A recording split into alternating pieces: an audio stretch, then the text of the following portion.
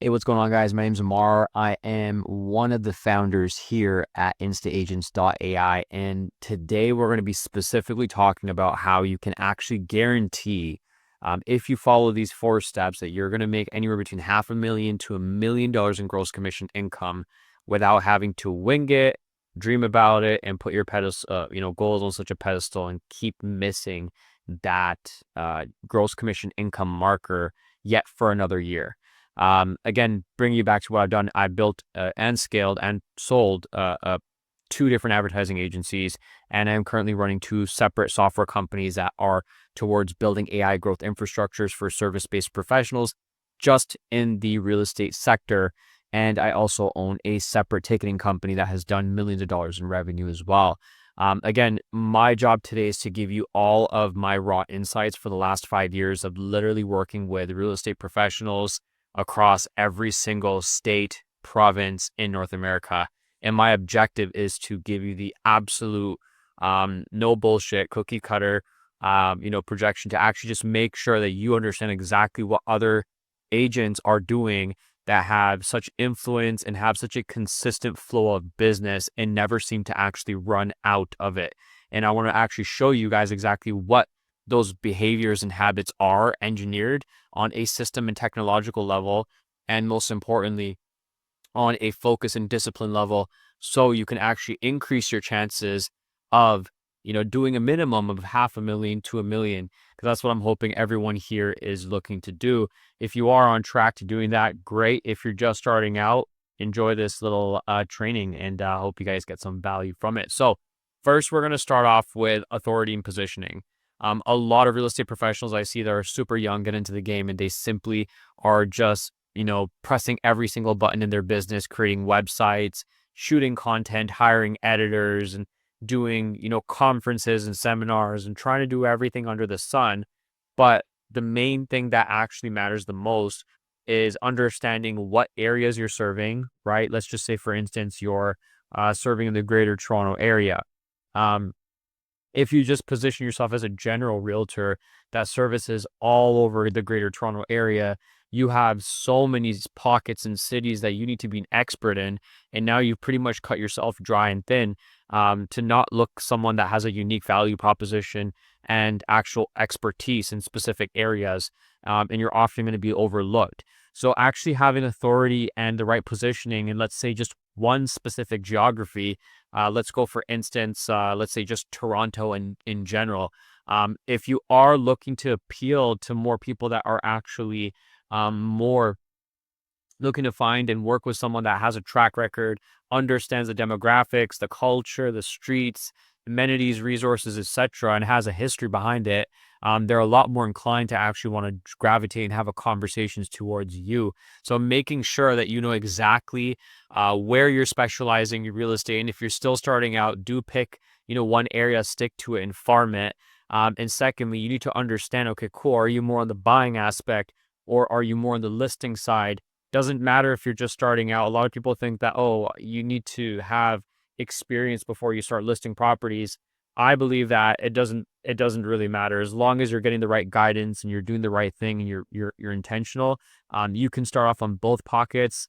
But if, let's say, you're more comfortable with buying, be an expert in just purchasing and helping your clients purchase the right properties, and be that person and really, really hone down on that offer. A lot of people are doing leases, commercial, and they're dealing with condominiums, and they're going back to pre-construction, and then also doing uh, uh specific investments for different realtors, or investors as well too. So the reality is that if you do not know how to basically kind of bring everything into one, pie, and kind of put yourself out there with a unique value proposition, you're simply just going to be another realtor that basically drops off their pamphlet, their cards, and their marketing material literally at the front of your doorstep, and then you expect to basically have a unique positioning online, and most importantly in your geography. So before you even think about going towards figuring out how to do marketing, advertising, building a website, and all those other stuff, really take the time out to understand, okay, cool, what type of realtor am I going to be? How am I going to service my clients? And what is my unique value proposition? And how can I leverage the things that I know and things that I've done so I can give more of, a competitive edge around who you are. Again, people buy into you, not the houses yet. That's the first sale. Before you think about selling or helping them buying, you need to sell them on the fact of working with you. And if you don't have a unique proposition, again, you're pretty much going to have razor thin um, probability of competing with the other person that is has found that in their approach and how they go about their business. So, number two is going to be planning your day. This sounds like super cliche, but for half of the agents and professionals that I've actually worked with, they've pretty much winged their entire day. They're very um, reactive to their business as opposed to being proactive. And this is standard and across every single founder or service professional that I've, met with, spoken to, we've helped them scale, is that they're pretty much just sporadic with how they want to go about their business. If you are not pretty much creating a guideline or let's say a standard operating procedure on how you should be going about your daily inputs and how you do your activities to grow your business, you're essentially going to have literally peaks and valleys in how your business is growing, and you're never going to be able to understand on what moves the actual needle in your business forward, as opposed to some of the activities that are just pretty much burning your valuable hours and time and are not actually working your business. I'm going to give you a very good example. So again, a lot of these examples are agnostic, but the reality is it all draws back to the high performing executive and or business owner at the end of the day. And this is what's helped me scale my businesses and other offers, and also help other realtors pretty much cut all the fat out of their work day and really be high performing executives, in their business. Very simple. So what we're going to focus on is $500 to $5,000 per hour activities. And you guys are probably thinking like, what does that even mean? If you guys are trying to do $250,000, $500,000, or $1 million a year in gross commission income, take your income and basically analyze all of the working hours that you were doing from January 1st leading up all the way until December. And if you're basically able to calculate how many working hours you put into your business in order to achieve that income, you're basically going to have an hourly rate of your worth and value. So if you are taking time out and learning how to build a website, and you're basically trying to figure out what camera to use to get the best content, you're heading to a marketing or print shop to figure out whether you want to use a matte card or a polished gloss business card for your business. These things are all low income or just low leverage activities. Very simple. And they hardly generate any revenue or income. And if you want to know what actually allows you to move forward in your business, is by only focusing and engineering your day around income producing tasks. So if you're not doing things that are building authority, attention, and or pitching or finding and prospecting for clients, you're doing everything outside of the box that's going to help you make money. So you can always hire people, marketing agencies or advertising agencies eventually when you start to actually get people into your calendar. The main thing that you need to be focusing on is anywhere between, again, every agent should be doing this, and some of the best agents are doing well over, 750 to over $1 million a year. They've been doing it for over a decade. They still prospect anywhere between an hour and a half to upwards of 3 hours per day.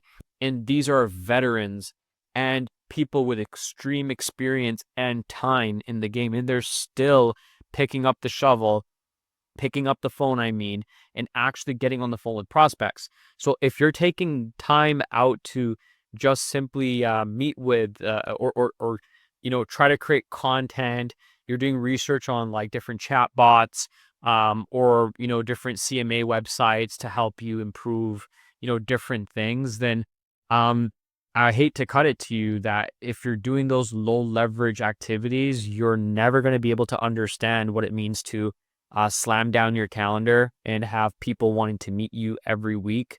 And most importantly, you're never going to be able to actually bridge consistency because you're falling in love with the things that you know are easy to do in your business, as opposed to doing the actual things that really move the needle. And realistically speaking, this is something that is really, really important. If you are not making content or social sales assets, which we'll talk about later down our line, if you guys want to see another video, I'll basically, again, you guys can go to our catalog here, click on one of the videos on how to create social assets and sales assets, and you guys can learn a little bit more about that. But if you're not prospecting, not getting people on the calendar, or if you're not making sales assets that are being automatically distributed across your social media, you're doing everything that is, again, low leverage and is probably not going to help you move the needle in your business. So again, focus on tasks that are going to give you at least a $500 to $5,000 per hour for you, so you can make sure that you can only focus on those specific things. Okay. Moving forward now, when you guys are actually getting some momentum in your business, a lot of professionals I've seen have tried to go ahead and use, different systems, softwares, CRMs. One thing I will say, and this is why I feel like you should not hire marketing or advertising agencies and rent their services. You need to be focusing on building real assets and systems in your business that are built once and they're deployed in your business so they stay there and you get to keep them. And let me tell you, again, maybe rings a bell. More than 90% of the real estate professionals that we've worked with in the past and most likely will work with in the future, they are renting systems that are so dependent on their business. Why rent a website, an IDX, or some sort of CRM infrastructure that is costing you a monthly subscription, which is draining and burning real dollars? And number two, let's say that when you do, and more than likely 90% of the realtors we speak to, they basically end their commitments with the CRM or subscription services like the Jillos, the agent locators. I don't want to actually bring up the companies, but these enterprise companies that are essentially just allowing you guys to rent the service. Like you guys would say, do not, if you guys are advising your your prospective clients that are working with you, if they were capable of paying a mortgage every single month, why would they rent a property or lease one if they can own it? And I'm sure all of you are saying that to your clients, and that's what I'm saying to you guys as well, is get out of the habit of now renting, subscribing to services, and actually know what you need in your business, and then own those assets and hire real consultants to build them for you. Ownership is key. So when you start getting deals through the door and you start getting these CRMs that you're going to actually build in your business for your team, for yourself, and different types of infrastructures, you need to own them. And they need to be hard assets in your business. So once the service providers come in, you do not have to scale your business to, let's say, 5 to maybe 8 deals per month. And then let's say that you just technically want to do things yourself, but you don't want to pay this company like $5,000 per month anymore to hold that infrastructure. You own it. You know exactly how it's been operating, and now you can keep it. And now you don't have to turn that system off or close that relationship, which again, you should be able to do, and not have to basically risk your business and the flow of leads and traffic and appointments and productivity, which should not be hanging by a fine thread. So I think that realtors need to be in a position specifically for 2025 moving forward into making sure that things that they acquire that are marketing and advertising efforts or systems, they own it. And this leads me to now the most important topic is AI. Again, this is a crazy buzzword. And just because you're using some form of AI in your business doesn't mean that you're using the best technology or the best use case for the technology right now for your business. And I hate to break this to everybody. If you are even just using, let's say, an AI caller or a chat bot, for instance, as well too, that's not going to be enough for your business. Okay. What you need to do is actually own these hard assets. So when you do actually build AI callers and agents for your business, that you're going to actually own them. Okay. So why AI is really important and why our company actually builds like one master, infrastructure, that actually allows you to own what a lot of marketing and advertising agencies try to sell for on a monthly basis, and why we think that, and why we know that ownership is key, and why that we as a company want to build these assets and help our agents know the systems they built or we built for them, and they can understand how to grow it moving forward and make sense of it. Okay. So AI systems and leverage is really important. We talk more about that. And if you want to know more, you can literally click the link in bio. We have like a full training on it. And we have some videos as well too that I kind of break down the types of AI infrastructures that are going to help you really print cash and more contracts for your business on autopilot. Okay. So moving forward, the fourth and final step, in my honest opinion, is discipline over motivation. If you do not have a real process to ensure that you're actually getting people onto your calendar to speak with you specifically about buying or selling, you are not going to be basically driving your business with motivation. You need to understand that every day there's a certain amount of work that is really acquired in order for you to push that needle forward.